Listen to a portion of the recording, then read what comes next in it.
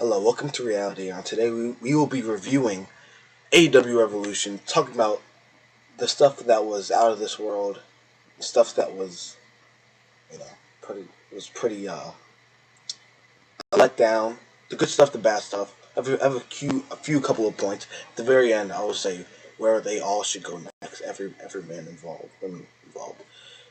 First off, we'll be discussing the pre-show, only the important matches. Big Boom AJ and and the conglomeration took on MXM and John Morrison, and I thought this was a solid match. One thing I will say is Big Boom AJ took like a very long. He took Roman Reigns level of minutes to get to that ring, to get in the ring. He was high fiving everybody. Um, and yeah, at the end of it, I just kind of wanted Big Justice to get kicked by Mansoor or Mace. I just thought it was a solid match, and it was okay. It's okay. Pre-show. It's a pre-show. Not that important. One thing that was important, Chris Jericho and Gravity, and I thought this was also very okay. It wasn't really a match, it was more of a segment. I do think Bandito does need to beat him, and Chris Jericho just needs to leave.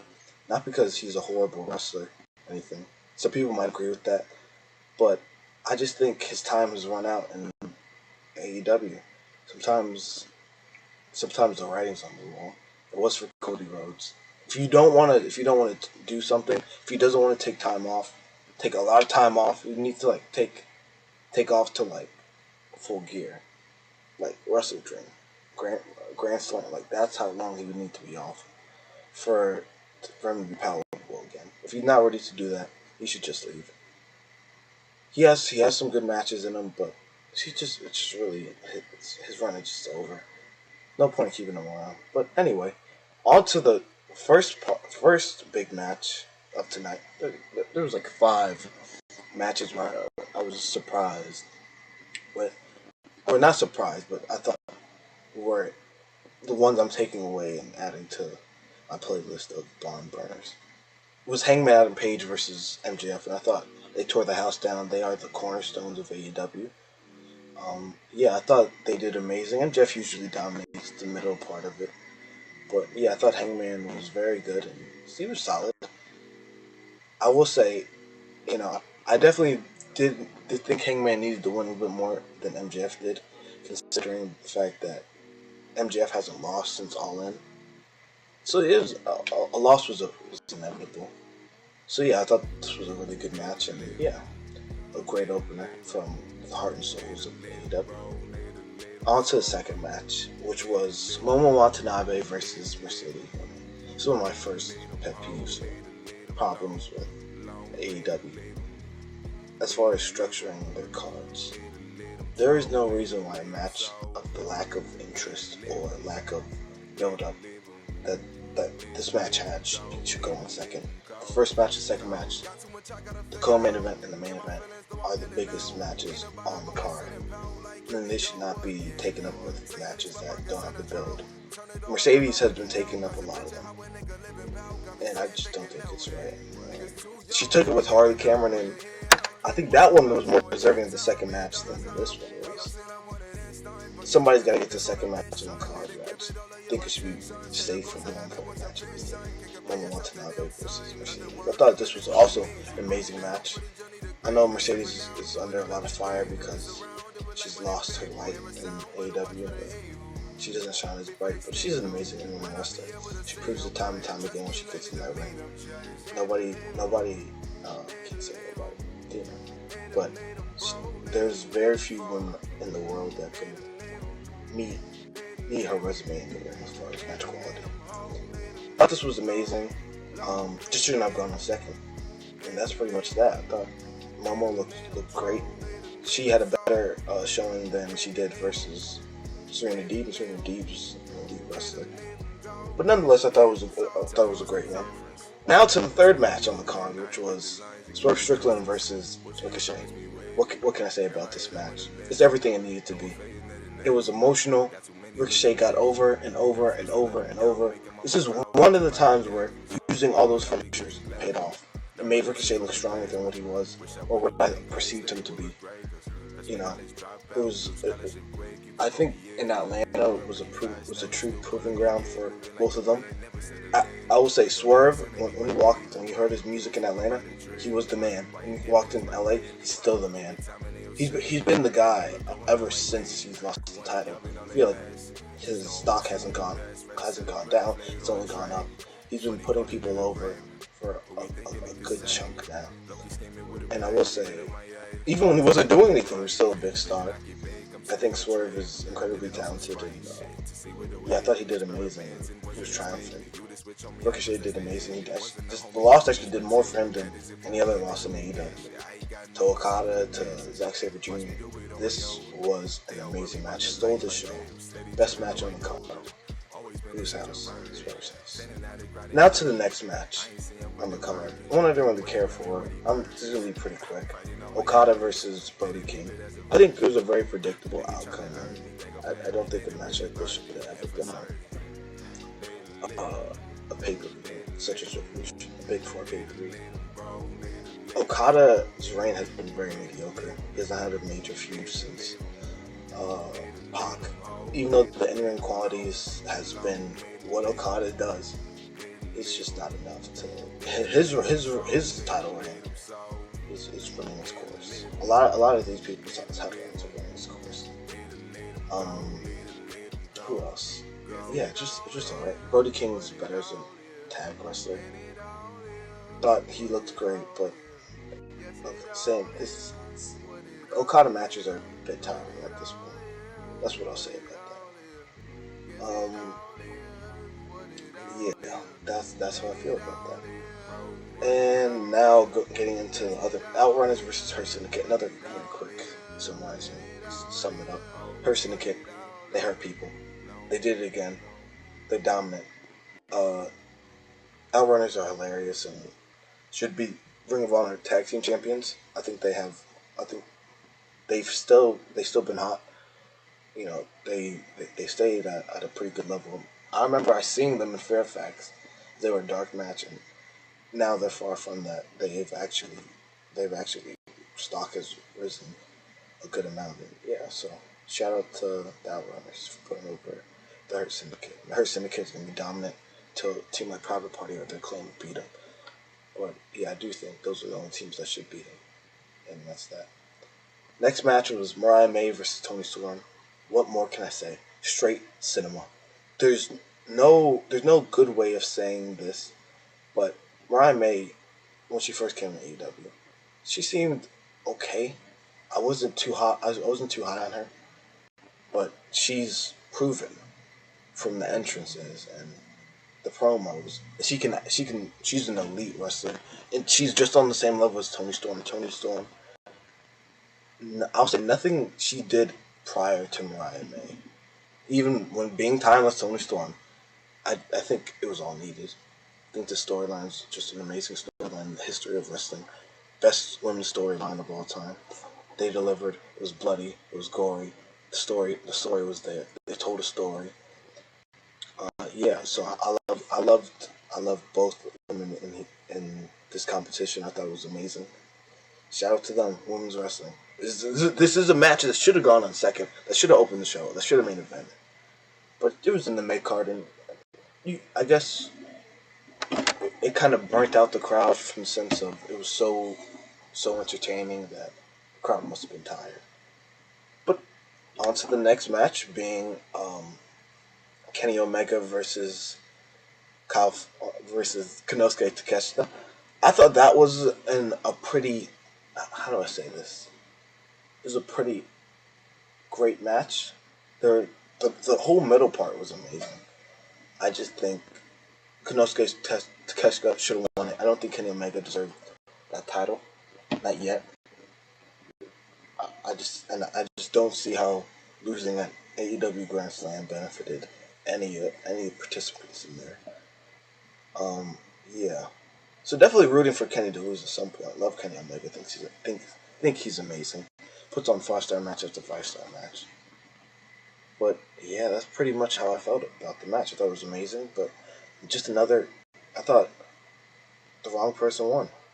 Leading me to the next match. Kyle Fletcher versus Will Ospreay. The wrong person won. Will Ospreay has beaten this man 3 times now. And they talk about Konosuke Takeshita beating him, what is it, 2 times in a week. One of them pinning him. One of them was a trios match. Let's get that clear.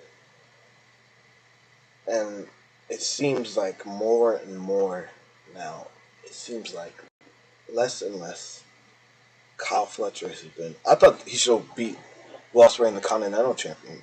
And he loses in England was Australia. And I'm like, okay. It was a great tag match, but okay. And then I'm like, well, Kenny. And then he loses to Will Ospreay. I just don't see where it's going.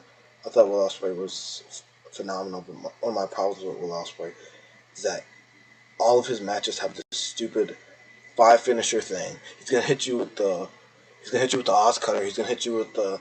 I know it's gonna happen before it even happens, and I know it's not gonna win it. And I do think it lessens the quality of his matches. I do think his physique too. He came in looking like, what is it? I remember his return to New Japan. He looked jacked. Now he has a bit of a dad bod, and I don't know. I just don't think, he. I think he should take a break because I'm feeling a bit Ospreay fatigued. Fight me in the comments. I'll be honest with you. He's just. I don't understand why he beats Kyle Fletcher the way he does. He beat him 3 times now to Kyle's one. It did nothing for him. I think that's just what I think. I'll get into where they should go next, but now to the main event. Jon Moxley versus Cope. It was another pretty quick summary. It was alright. We're getting into the ending. Wheeler Yuta comes out and chooses to put Psycho Knee Edge, and I thought that was the right decision, actually. Because people actually wanted him to kick Moxley. And I do think, I thought in the moment that the downfall of the Death Riders will have Wheeler Yuta either walk away from it and have the Death Riders turn on Mox. Either way, the downfall of Jon Moxley will come at Wheeler Yuta, not him losing the championship, if that makes any sense. I feel like there's still a story to tell. Jay White comes out, friendly fire. Also, Wheeler Yuta just catches hidden blades like Odell Beckham, like Jamar. He just can't get enough of them. This is the one time I don't think he did get hidden blade, but that's what I thought was gonna happen. Hidden blade, Wheeler Yuta just catches them like crazy. Friendly fire, Jay White to Edge, and then they go to the back, and then three spears. That's not my problem with it. 3 spears, and then Christian Cage, Father of the Year, hits Cope with the pulls out the rest, signs the contract, hits Cope with the thing. Jon Moxley rolls up the ring because he's been speared 3 times, and then 10 seconds later, Christian spears Edge, and I'm just gonna get through it. Let me just get. He spears Edge, kick out, goes for the kill switch, gets it. Moxley rises from the dead after being speared 3 times. Bulldog chokes him, puts his hand on him. I'm thinking, wow, Christian's just gonna steal it. He loses. Let me get through it. Moxley runs through the crowd with a stupid briefcase. Then Prince Nana meets him, says, "We're the number one." Swerve, gets him. That was, amazing. He looked like Batman perched up. That was actually an amazing Swerve stomp.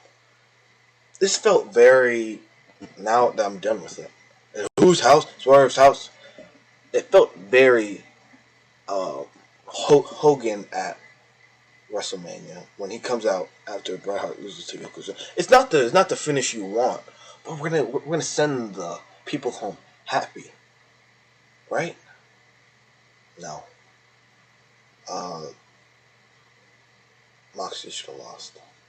Christian should be the world champion. And if you are Christian, why wouldn't you just wait for Edge to beat Moxley? Then you can cash it in on him, and then you'd win. Then you could just beat him. because he's out the way. If he has him dead to rights, Christian should be AEW World Champion. We live in a world where AEW just gave him a big slap in the face. He's been built up since leaving was it Jurassic Express. He's been on a run, and to be denied like this is a big slap to the face. It's almost worse than Drew McIntyre. Almost worse than Drew McIntyre. I feel robbed as a fan of Christian Cage. The fact that he didn't become world champion tonight. It felt like seriously, there's nobody else that should have it than him. He can get infused with Jay White, Darby Allin, his name Samoa Joe.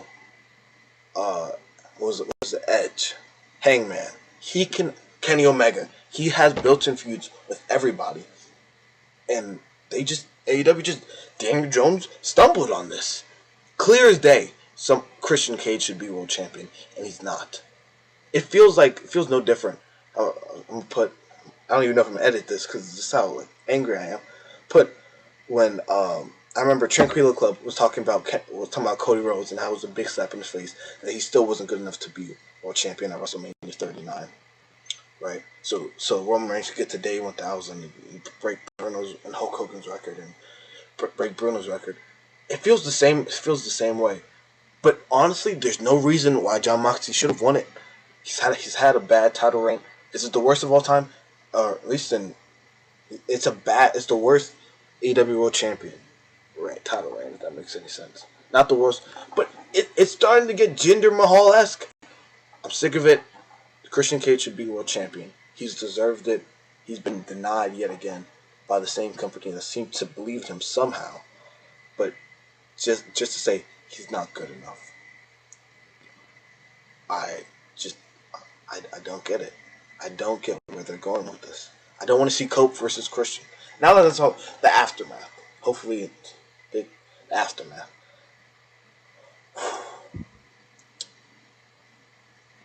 What is it?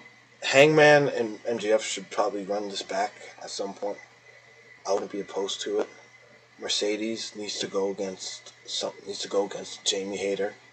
I think that's inevitable. Julia Hart, Serena Deeb, Queen Aminata, Thunder Rosa. Thunder Rosa, I'd really love to see her and mix it up with her. Yeah, the third. Well, we know where Swerve's going. Ricochet should go after the TNT Championship. Brody and Murphy should go after the Hurt Syndicate. Hurt Syndicate should just wait. Pick off whoever. You don't have a timeline. People love you. Black Power. But Okada, get a meaningful feud. Hopefully with Kenny Omega. Unify that title. There are too many titles in AEW. They need to get rid of the Ring of Honor Television Championship. They need to get rid of the Continental and International Championship. Or I think International. Combine them, please. Too many championships. 2 mid-card titles. 3 is too much. I thought originally when the Continental Championship was announced, I thought it was like a Owen Hart Cup type of thing. Right? Like how you get the belt for the Owen Hart Cup thing. I thought it was the same thing. It's not. It's an actual championship. It annoys me. There's not enough space for it on the card.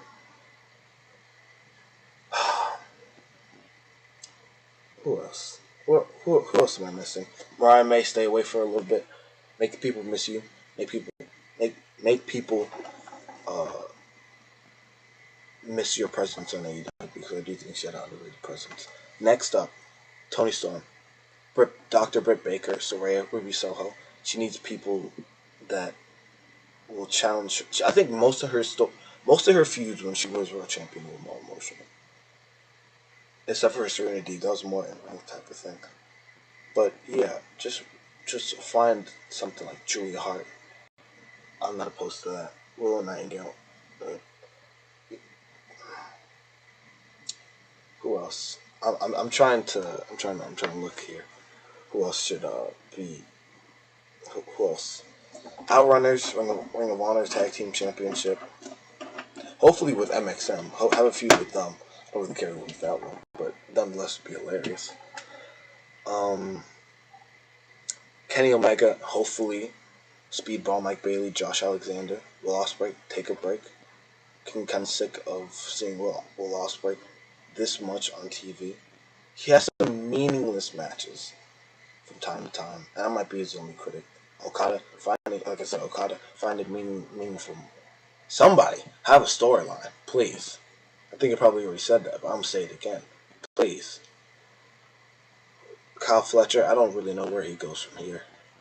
I think they kind of buried him in this. Not really. Kind of. Hopefully, hologram Bandito. Somebody that interest level goes up. John Moxley, off the building. But really, John Moxley has the collision course with Swerve. If I am Copeland, Edge, Christian, I don't want to see it again. No more. I think AEW has a rematch problem. That makes any sense. Remember back in 2018-19 when it felt like every match was a rematch on WWE pay-per-views? This is very similar. I think that's AEW. Yeah, I think that's AEW Revolution. Very disappointing. Christian deserved that title. It was stripped away from him. Yeah, just very disappointing. Nonetheless, a great pay-per-view outside the main event. Also, Kendrick Lamar didn't show up. I knew he wasn't showing up when that drummer guy showed up instead of Swerve. Was the only one with the connections to actually get him there.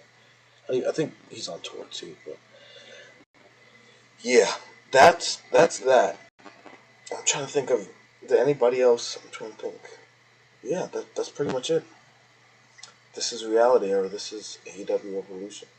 I give it an 80 out of 100.